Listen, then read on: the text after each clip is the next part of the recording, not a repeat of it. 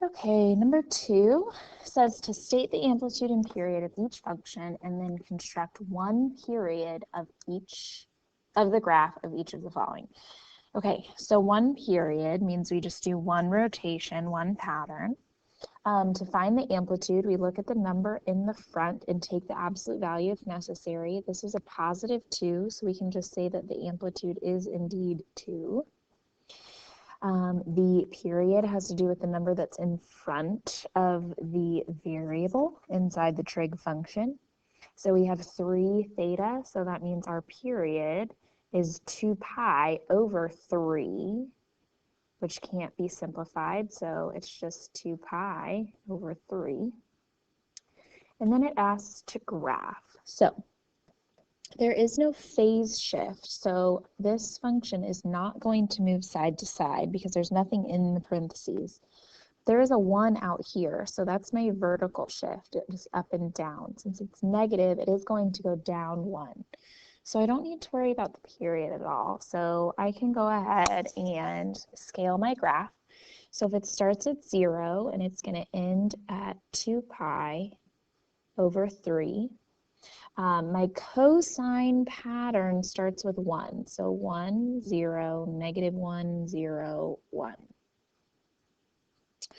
So from there, I have the first and the last, and I need a middle in the middle of those two. So the middle would be 2 pi over 3 divided by 2, which is 2 pi over 6,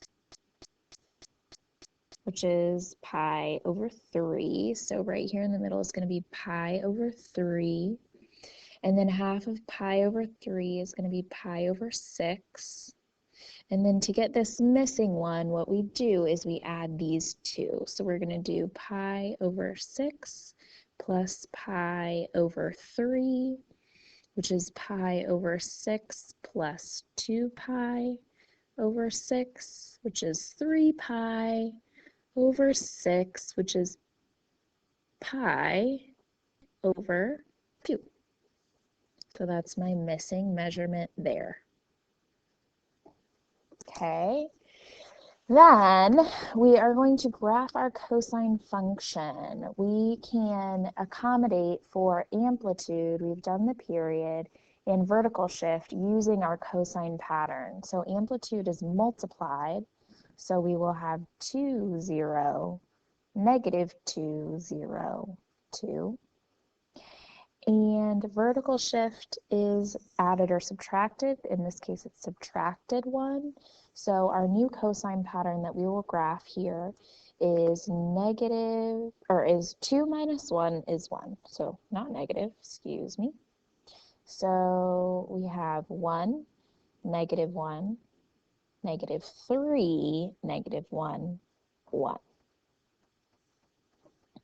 So we have 1 at 0, negative 1 at pi over 6, negative 3 at pi over 3, back up to negative 1 at pi over 2, and back up to positive 1 at 2 pi over 3, and then we just connect those dots, and there is my cosine graph, and that's all you need to do.